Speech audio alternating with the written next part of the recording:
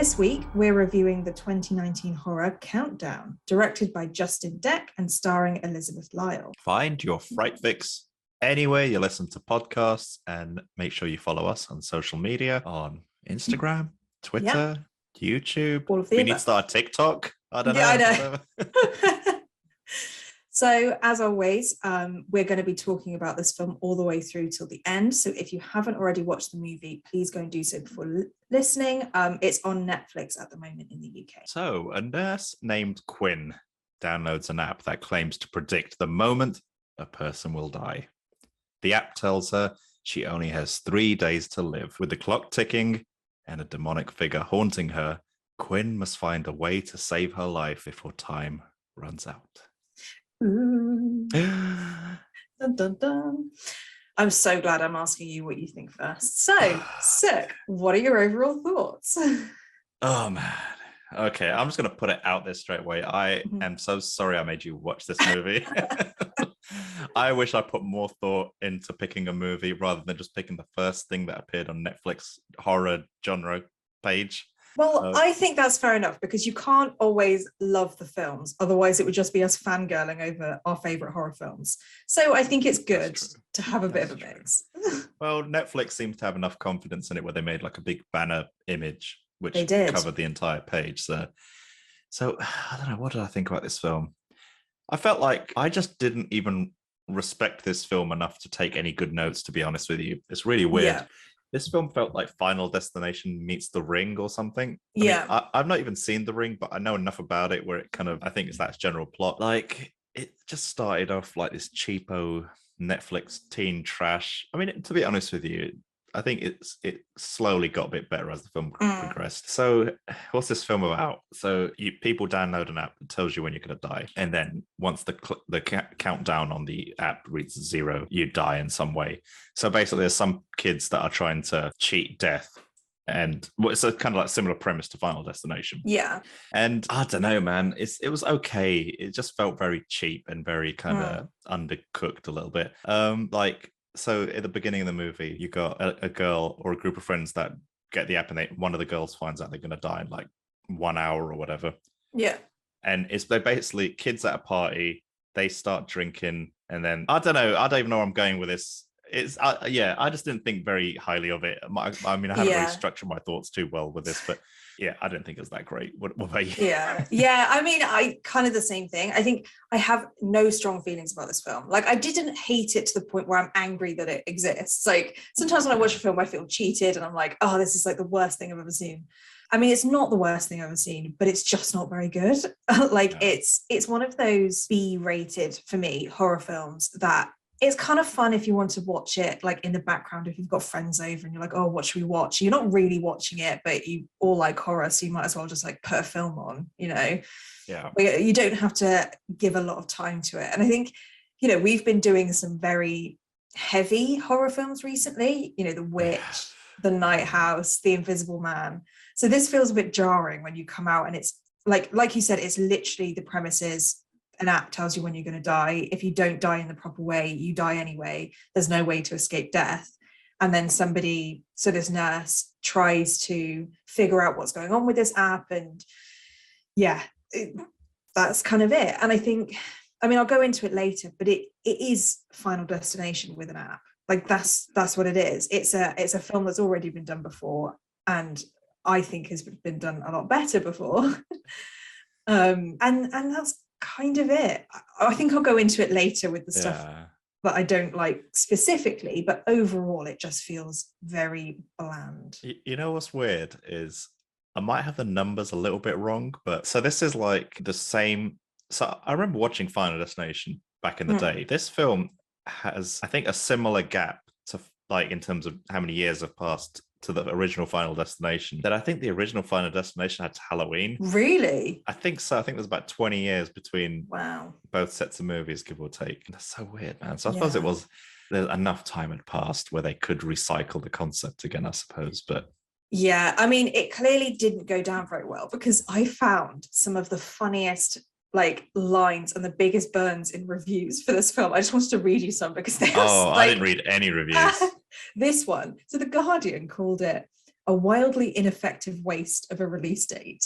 Oh, it's so harsh, but I was like, that is such a burn. It's because they were saying that it was released like a week before Halloween or something like that, like Halloween the date, not the film.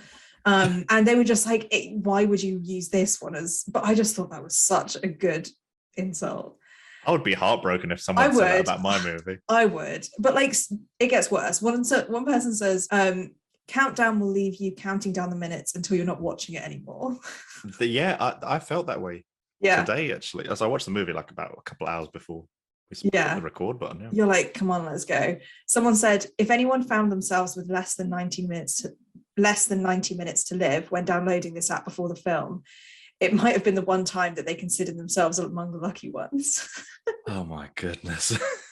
So people didn't really like it. What makes you think that? It's interesting. So overall, very different from the films we've been reviewing recently. It's like the last couple of movies were like really good McDonald's. And today's movie is like those crappy imitation versions of McDonald's where the M's like upside down or something. Yeah. I'm kind of okay with it instead of I'm loving it. Yeah. That's a good one. Yeah. I'm okay with it. It's all right. Yeah. So what did you think of the Oscar-winning performances? Well, I mean, so I've seen Elizabeth Lail in You. Thought she was good, fine. I think this film, because there's a lot about this film that just isn't very good, no amount of acting is going to bring it out from that. You could have like an A-list celebrity, but I still don't think that the plot does much for them. So I can't really blame much of the acting on the actors. I think it's more of the characters that they're playing. I have to say, and I like to try and be a bit positive, is there were two characters that I thought were all right or quite funny. I thought the phone repair guy was kind of funny. This is another instance, I think it was in The Night House, where you have that like Karen Byrne like put down from when she was talking to the boy's mum. It's kind of the same thing happens here, where like this woman comes in and she's like trying to complain about the phone and he's just not having it. Like there was like a tiny spark of like, oh, that's quite a funny interaction. And the fact that he just doesn't care about anything. And then the fact that the priest is basically just a fanboy for demons, and that's the only reason he was a priest. I was like, all right, that's fine. But, everybody else, I think, did their job. It was interesting to see, I think his name is Peter Facinelli, who plays the doctor. Right. He's also the dad in Twilight. I've never seen those movies. No. That's the only time I've ever seen him. And someone said that like this character sucks more life out of the audience than the vampires from Twilight or something like that. And I was like, oh. Oh man, I'm starting to feel sorry for this movie now. I know, honestly, I don't think I've ever seen like such harsh reviews of a film before. I mean, there were a few people who were like balancing it and saying like, these are the good bits and these are the bad bits, but some of them, like just the titles alone, were like, oof, not good. What about you? What did you think of the acting? I genuinely feel like you've read my notes. Really? Same thing. Yeah. So I thought the acting was okay. I didn't think a huge amount of the cast. Elizabeth Lail. I didn't know that was how her name was pronounced. I thought it was Lai. I didn't actually know how to pronounce the surname. I've just been saying it with like, I know what I'm talking about. I have no idea how you're supposed to pronounce it. You said it with such confidence. I know, that's what I say everything. That's the mental games you have to play, sir, to get through. So yeah, I thought she was great. I thought she was a bit tonally inconsistent throughout the movie. But she was watchable and she was fairly likable as a lead. I thought, like, I wasn't rooting against her during the movie. I was rooting for her. So I suppose that's always a good thing. Yeah, then that means she's kind of done her job. So, but the whole thing just felt really made for TV. Yeah, you're right. It did. And that reflected on the caliber of acting, and it kind of just reflects throughout almost every facet of this movie. Yeah. But yeah, I mean, this is where I feel like you've like stolen my notes or something, or like peeking into my computer. But the standouts for me were the hip demonologist priest, and when they're like, "Do you believe in demons?" and he's like, yes, I do. Yeah. And he's like so happy about it. He's like, finally, someone's talking to me about it. Yeah, it's like they go to the church to find a priest and they can just hear like hip hop music blaring in the background. And they go to the priest's office. He's there, like, I don't know, smoking weed or whatever he's doing. And yeah, I thought he was quite amusing. And he's like, are you from Grubhub? And they're like, no. And he's like, where's my food? Yeah. And I thought, I thought the phone shop guy was hilarious. Yeah. Funny enough, he's actually played by a guy called Tom Segura, who's I recognized him immediately, and he's a stand-up comedian in real life. I knew I'd seen him somewhere before. I recognized him, so it must have been from something like that then. Yeah, like it would explain was he was the only person in the movie that had any real comic timing, or to be honest with you, like any timing at all. Yeah. And I don't know if you watched, but after the movie, after the first set of credits, there's like another scene that plays. Oh, I didn't see that. So you know the bit where in the movie where he's like, "Oh, I'm gonna go meet my Tinder date" or whatever. Yeah. But so just rewind a little bit. So Tom Segura has a podcast. Right. I think it's called like My Mum's House or something like that. I've only watched a few episodes, but I've seen loads of clips on YouTube, so I'm aware of it. Like he's like mates with Joe Rogan and whatnot. Like, oh wow. So he does the podcast with his wife. And they're very funny together and whatnot. But anyway, that clip that plays after that first set of credits is him going on the Tinder date, and it's his wife. Oh, so that's nice. Yeah, and she's like quite dismissive of him, and he's just like trying to sell her a phone contract or whatever. Yeah. But then at the end, all the lights go out, and then he gets killed by the demon or whatever. So I need to go back and watch that, because I didn't stick around when the credits started, I have to admit. I didn't either. I stopped the movie immediately, but it's only when I found out there was a end credit scene, so I went back and watched it. And, like, I think that would have been a better ending to the movie than the actual ending was, personally. But you're right. He did have that comedic timing, and it felt like he was breaking the fourth wall a little bit, because he was kind of looking at the main character like why are you being so like jarring about the way that she's speaking? Like, does this phone come with whatever it was? And he was like, I don't care. Like, I'm just a normal person. Like, I appreciated that. I'm glad we were on the same page. Well, yeah. So what did you like about the film? Because I think we do need to pick out any positives. And if you say none, I'm going to force you to find one. No. You don't need to force me. There were some things that I did think were good about the movie. I actually found there were a few of the horror moments where the characters are wandering up and down the dark rooms or dark corridors, whatever. I found them to be quite suspenseful moments. Yeah. And but on the flip side of that is, like, to really get caught up in the suspense of a horror scene, you need to really give a crap about the characters. You need to really be really invested in them. So, but when the acting and the script is so lame, it's difficult, but I still got caught up in the suspense. So there must have been something in those moments where I was like, I could just imagine like teens or tweens or whatever, like being really caught up in that. Yeah, like, definitely. Whoa, yeah, so scary, man. But there were some good moments from the movie, like the bit where the little sister is like, no, or was it Quinn? I can't remember who it was now. One of the girls in the movie are looking at their laptop, and as the laptop screen flips down, there's a dead person behind it. It's Quinn. It's Quinn. Yeah, that's right. That would make sense because it's the dead boy. Yeah. That caught me off guard a little bit. I was kind of a bit like, oh. And, yeah, you're right. Some of the jump scares in it are actually quite like, whoa, they're out of nowhere. They are. They got some bits nailed. And I thought it was just a generally overall interesting use of modern technology. Like, this is the kind of stuff we would not have seen in horror movies about 20 years ago. Like the use of, I think the bit that summed it up for me was the use of the reverse parking camera. Right. When she's in the car, there's nothing behind her, but when she looks at the reverse parking camera, there's like a demon just standing there waiting for her. And so I just thought that's interesting. I thought it was like we've never seen it before. Yeah. No. And I thought another bit that I thought was, it didn't really end up going anywhere, but it was for a brief moment, it was quite scary, is when the dude, I've forgotten every character's name in this movie, the black dude, the main black dude. Was it Matt? No. James? I don't know. It was a generic. Matt James. So Matt James is in the toilet. Yeah, and he's taking a pee in the toilet, and then the door handle starts shaking behind him, And he's like, Yes. This is taken, use the other stall.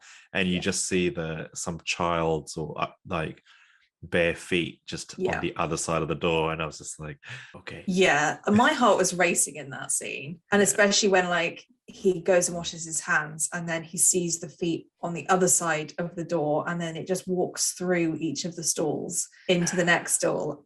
That, I think that was the scariest scene for me. And the fact that then the feet like turned themselves around, didn't they? Like they were, and all the bones were breaking and stuff. That was like weird. That was quite well done, that visual. It was. Actually. I think that scene, I don't know why I find bathroom scenes so scary, but like that, just seeing the feet and the way that it was walking and it was laughing and things, like I was definitely scared in that scene. Yeah, that laughing sound effect from the phones is actually a sample from a video game. Is it? Yeah, from a character from a video game. Oh, it's so annoying though, that sound that it makes.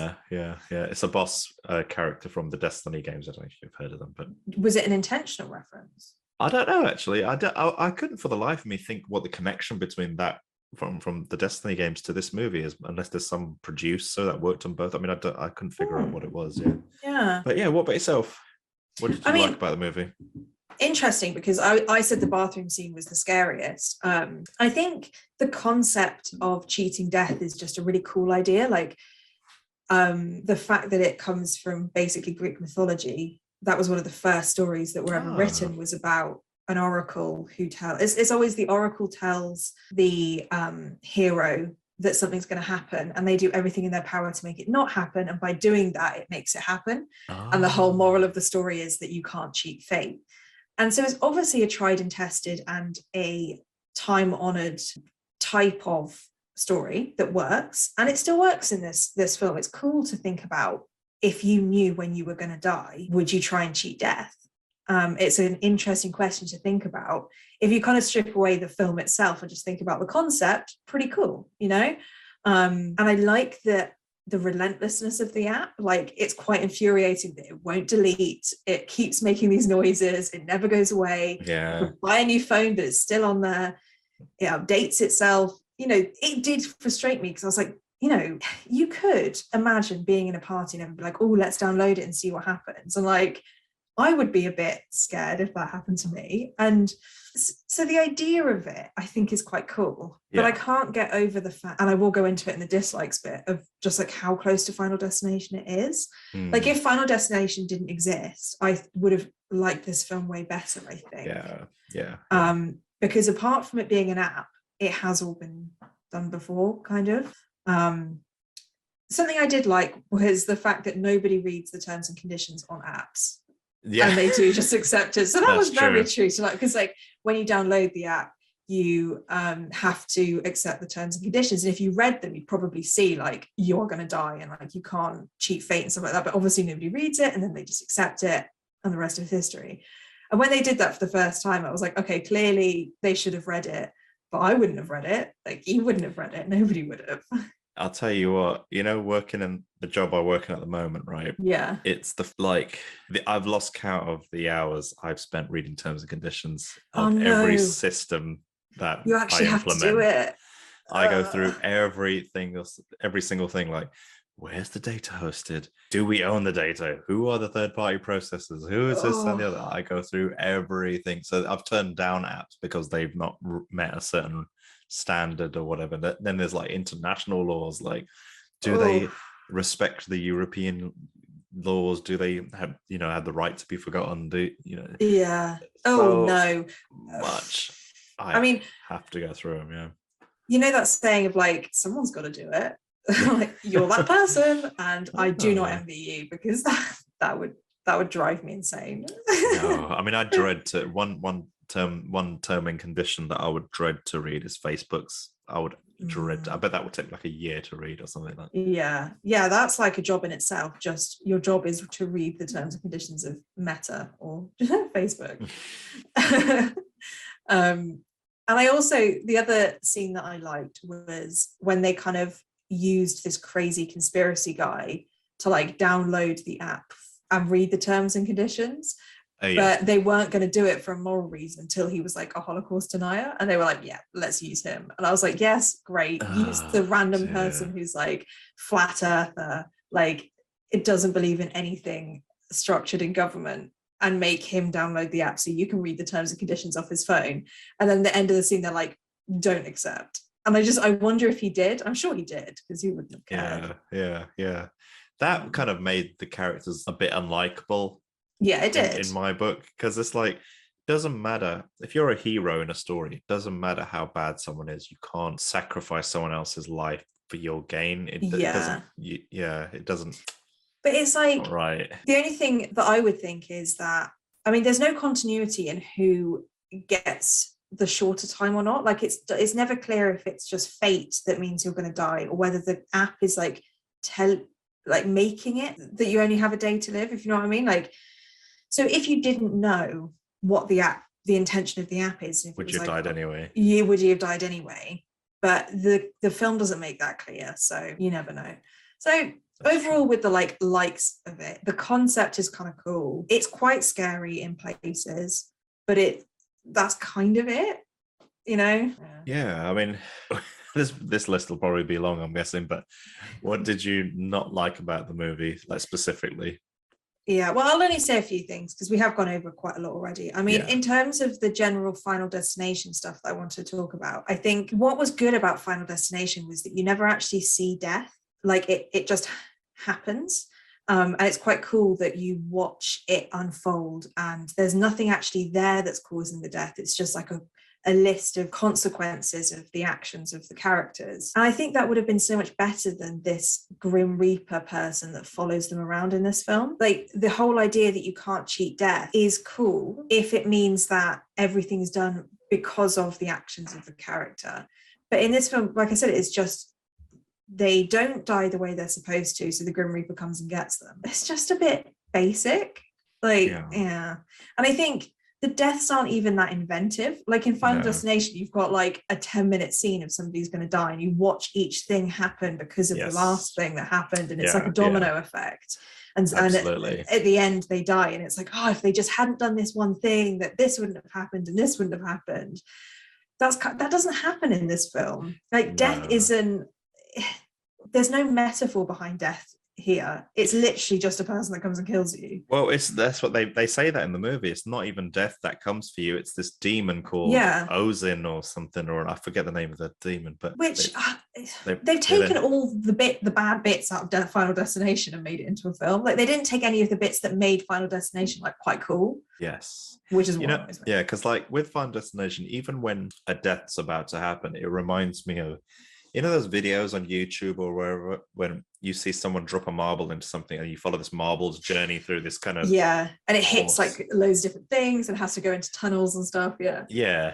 Like that's what kind of makes the death scenes of Final Destination so cool. Like one little thing, like a tap dripping, could lead to this big explosion somewhere else, like, and you follow that journey. But with this one, like that, like, so in the before the movie really begins, when that little girl, the 17-year-old girl, dies in the bathroom, it's just her kind of looking into the shadows and whatnot, and then suddenly she's flung her, you know, she's thrown up and down in the room by just like an invisible force. There's no build, like there's no journey to that to the death happening. Exactly. And I think it would have been so much better if she cheated death by not getting in the car with her drunk boyfriend, who was how she was supposed to die, was in a drunk driving accident. If she went home and like just slipped in the shower or something and died, do you know what I mean? Like, or she got really scared because she thought something was there. She tried to run out of the room and like fell down the stairs or something. And that would have made it so much more interesting about the idea of fate and like, can you change your fate? Because it goes from that at the beginning of the concept of it into just, well, it's just a demon story then. It's just about a demon that follows you around. And it just, it loses so much of what it could be by doing that, I think. And I think the other thing that I realized why I wasn't invested in it was that we know exactly when the characters are going to die. So it doesn't make it very like tense when it's 2 days out, if you know what I mean. Like, if they've got 2 days left until they die, those whole 2 days in the film I don't care about, because I know that they're not going to die. Sure. I see what you're saying. That's a good point. That's a very good point. So when they do there are these scenes where it's like, oh, what's going to happen? But I know they're not going to die, so I don't care. I think you have to be really careful when you use like countdowns in films, because unless there's more stuff going on in the background and that the death is like interesting in some way, there's no tension building up. I think the biggest thing that annoyed me, and I don't know if you saw it, but I think almost everything that I read said this as well, was that I felt like this whole subplot between Quinn and the doctor, this kind of hashtag Me Too, she gets trapped in a room with the doctor and she's not believed and stuff. That was just shoehorned in to this film. Yeah. And it felt exploitative. It felt like they just did it because they think it's the flavor of the month and they need to do something that's like, you know, a social commentary or something, but they don't do anything with it. Like, it's barely part of the plot. Like, they kind of use it and then they just give up. And at the end, they show a news article that he's been jailed. And it just felt so cheap and so like they were trying to get the audience on their side. And that actually like really annoyed me. I thought it was such a waste of time. You know, you've got a really short film. You're not doing anything in the film. And then you decide to just, shoehorn the Me Too movement in there. Yeah, that bit when it happened, I remember saying out loud to Jess, like, you know, when Quinn's brought into the HR meeting, and they just ignore her, they don't even listen to what she has to say, they just take the doctor's side, and it's like, I was like, that would never happen in real life. At least it's like they'd already made their mind up before even hearing her side of the story. And it just, the whole thing just felt really it was like a cheap unreal shot. It was unreal. And I found that whole plot thread of the whole the sexual abusive predator doctor to be really lame, or just really poorly executed. So poorly executed. And like, it's kind of, you could have used the whole she wasn't believed, like, victim blaming element. If that worked, fine. But they didn't even try and make it into something that worked. Like, it was so unbelievable from the beginning about the reactions of people. Like, you know, she tries to speak to one of the nurses and then the nurse is like, why didn't you come to me first? And she was like, I tried. It's like, none of it was thought out. It felt like they finished the film and they're like, right, we've still got 20 minutes of this film that we need to buff out. What's going on Twitter? Oh, Me Too. Let's do that, you know? Yeah. And so, I think we've seen so many films, like Candyman, for instance, that uses social issues in such an amazing way and becomes part of the plot that it really works. Yeah. And then you see films like this and you see when it doesn't work. And to be honest, like, as an actor or actress playing these characters, like, I would have said something. I don't know if they did, but if I had seen this and like my character was that doctor, I would have been like, is this really what we're going to do? Like, is this really necessary in this film? Because what I thought was going to happen was that was going to end up being a really important plot point. And it was just the fact that in the final scene, the sister turns to Quinn and just says, oh, look, he's been jailed. Like, 8 more people have come forwards. And then it's like, okay, that's done. Yeah. Even if you left it as like, you know, Quinn could never recover from that. And this is an issue that is found in society, that women are not believed or something like that. That's better. Or even integrate that into the horror itself. Like, maybe there were too many things going on. Like, either make the core kind of obstacle that Quinn needs to face be the doctor throughout the whole movie, or some representation of that problem, that abuse problem represented by the demon somehow. I don't know, just integrate it more into the movie somehow. Yeah. And so I think that's the biggest thing that I didn't like about this film. And watching those kind of things and the fact that it was so cheaply done and it just wasn't good. It just puts you off from the whole film. Like, it leaves a bad taste in your mouth and it just makes you think, like, you know, this film doesn't deserve that much. It was, there was bits of it that were scary, but it can't really justify some of these plot points. But anyway, what didn't you like? I think you summed it up really well, actually. I don't know if there's much I can add.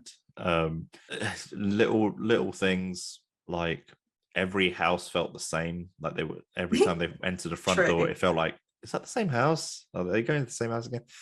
And just every corridor felt like the same damn corridor. To me, it visually just became a bit exhausting. I mean, another one of my points was going to be the creepy doctor guy. Like, I just found that whole story a bit kind of lame. Just really, just like a pint glass with, just a little dregs of beer left at the lukewarm bottom. Beer that nobody wants. It's not needed. And I just wasn't quite sure about the ending, how it ended when they're at the cemetery and they're all, as you said, oh yeah, the doctor's been caught. Yeah, 8 more women have come forward. But after that, when it's like countdown version 2 has been automatically updated to your phone. It's like, and I was expecting something a bit more explosive to happen because the dad walks off ahead, and I thought, oh crap, is he going to get hit by a car or something? Or because there's a bit where the sister says to her little sister, oh no, you come with me. So I thought maybe she'd broken some kind of terms and conditions kind of thing. That would have been so much better. I didn't even think of that. That's what I thought was going to happen, because it just seemed that's the language the film had given me the entire way through, and suddenly they'd done that again. I thought, is his little sister going to go with Quinn or the dad? But she's like, no, come with me. But nothing happened. And nothing happens. And I think they were setting up for a countdown 2, like countdown 2.0 film. So I hope they don't. Here's the thing with this movie and with most horror movies, is despite the reviews, these things do well. People love horror movies, even crappy horror movies. People love them. That's the weird thing about horror movies, where if you have like a period drama, if the period drama is really crap, I don't think they ever gain cult status, But with horror movies, even crap horror movies are just good. Like people love them. That's the thing. Yeah, they do. You're right. But it kind of annoys me because when I say I like horror films, people think of these types of horror films, and they're like, "Oh, really?" And that's not what I mean when I say I like horror films. I about like basically all the other films we've ever reviewed. But like, it's always this kind of film that comes to mind. Yeah, because there's those cheapy horror movies, and then there's that prestige horror movie. And they get lumped into the same category, I think. Okay, no, you go, because I was just gonna I was just gonna say there's just one last thing that I didn't like, but I'm happy for you to go first if you like. No, you finish and then I'll ask the question I was gonna ask. Okay, cool. So the bit where they're in the phone shop with the phone hacker guy, and he's hacking the phone, and he opens up all the code, and it shows, oh no, these are all the names and all the dates that people are going to die, and then he changes the dates, and suddenly it starts, binging starts happening on, everyone starts getting notifications on their phones that their death dates have been extended. Now he hacked into Quinn's phone, opened up the code of the app, and he made a local change on her phone to extend the date. How the hell did that reflect on everyone else's phone? It's like if he'd logged into like the central server, the central database that feeds all these phones, I'd understand. He just did her phone. Either her phone is the central database for all these phones. I love this. It's not right. It just pissed me off a lot. It's like, theoretically, this cannot happen. Exactly. But you are right. And I did think that you were going to pick up on that, because like I don't know much about technology, but I'm damn well sure that would not work. No. It's just like, and they wouldn't appear in just like a list like that. I know, and the fact that you can just find people's names, like that you wouldn't. But what if there were two Quinns? I know, like the fact that it was like 60 megabytes or whatever of 60 data. 60 gigs of data for this app is like, isn't that absolutely massive? That's like, my phone has less than 60 gigs of space. Like even I knew that was ridiculous, and I was like, that's just, you could have said it was like a big app, but in like a normal sense of like what a big app could look like. Because what would happen is the central server, which serves the information, would have that big file there, and then everyone's phone would just be a tiny little app, which just requests that individual's death date, which is like a little text file. So this makes me think that Quinn's phone is the central database then, because he was like, God, it must be, like, no wonder your phone's being weird. It's got this. Unless there's some kind of weird thing where it's some kind of Hive database where everyone's phone has the 60 gigabytes on it, and they just replicate between each other somehow. I don't know, man. I have a feeling that they didn't have tech support on this. Film, like, I don't know if they had much support on this film. No, I don't think so. I don't think anyone like fact checked or like sense checked this and was like, would that work? I think this didn't really come out the first draft stage.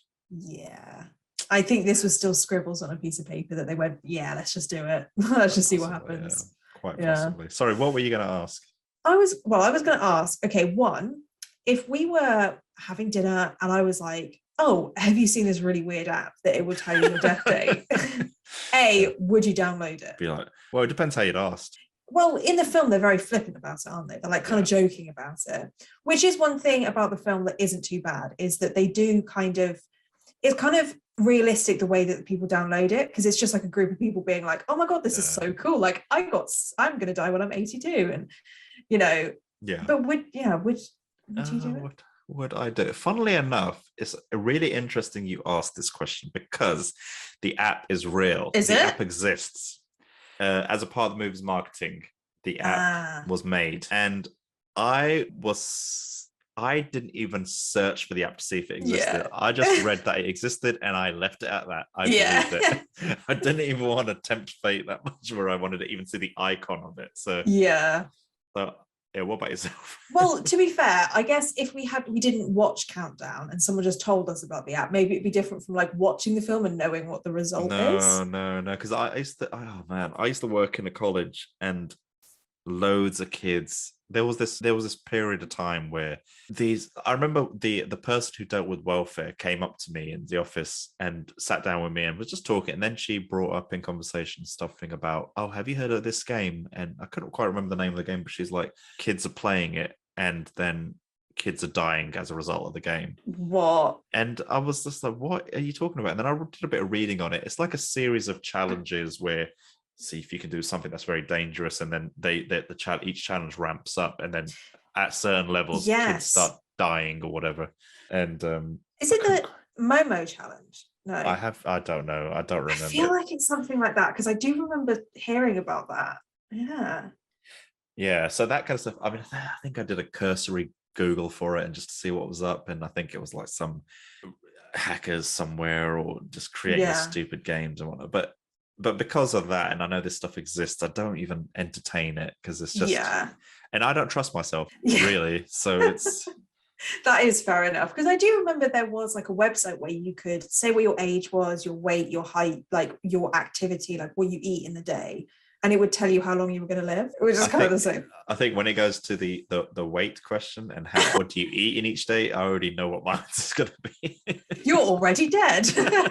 I died on the inside a long time ago. Okay, so you wouldn't download it.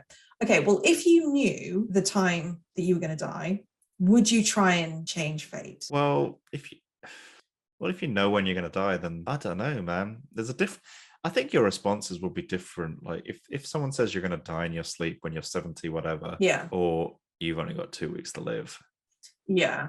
I think your reactions will be totally different. Like I would, I don't know what I'd do. I don't know what I'd do. Yeah. I suppose like. What would you do? Well, I mean, I probably would download the app because I don't believe in it. And I'll be that character that dies first because I'm just so staunch in my beliefs that it's not real that I'll just die. Yeah.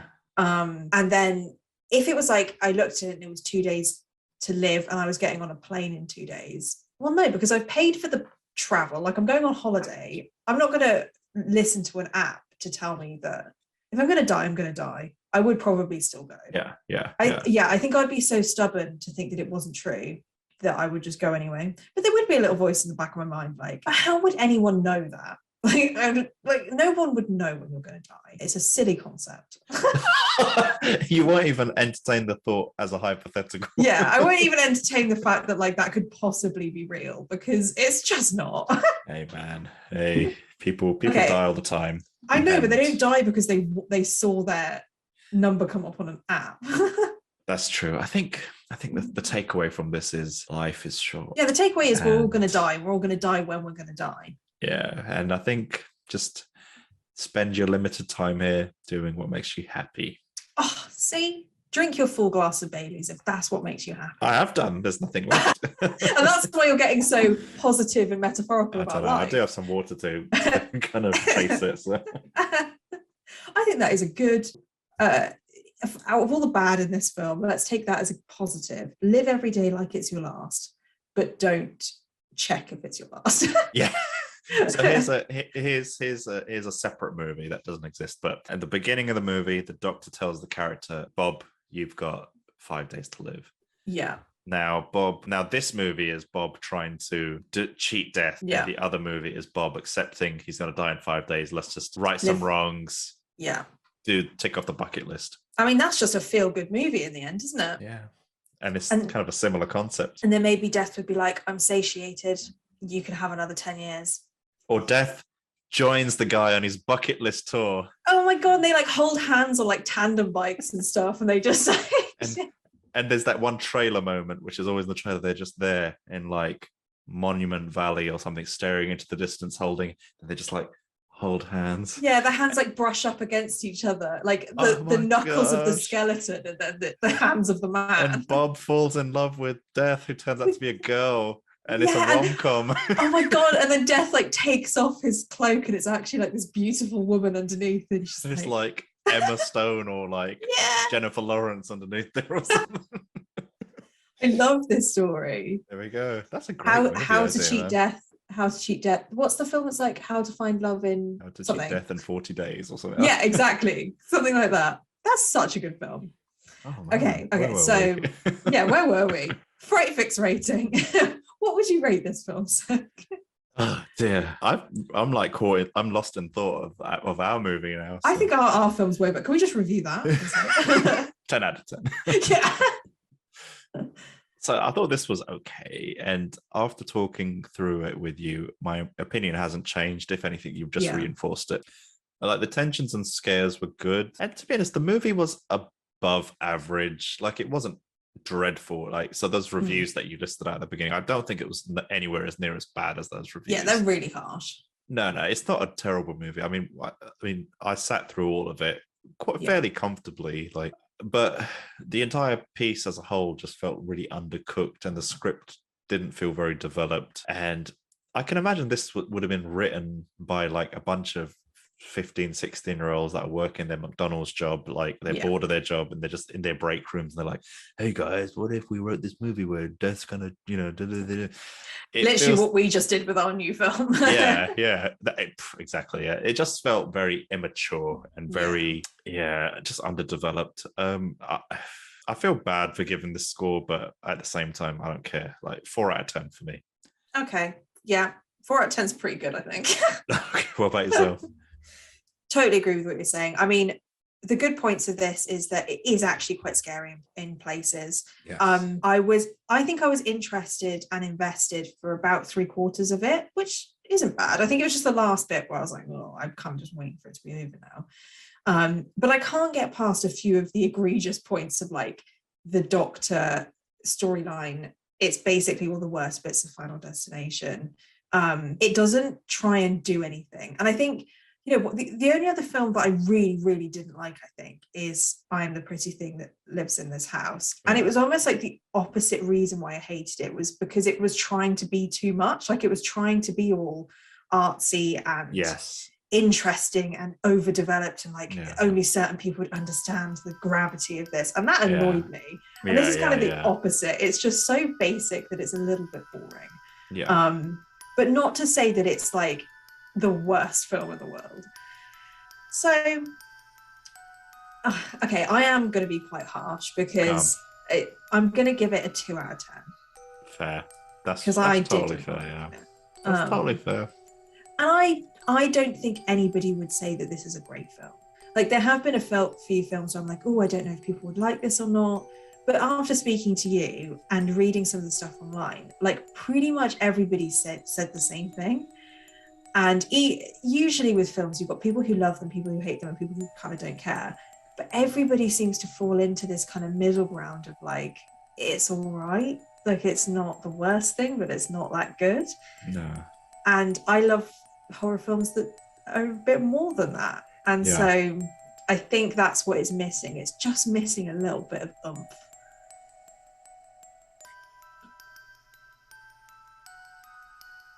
We hope you enjoyed this week's Fright Fix. Join us next week as we explore a new horror film. If you have any suggestions of movies you want us to cover, contact us on Instagram or Twitter, or you can email us at podcast@frightfix.com. See you next time.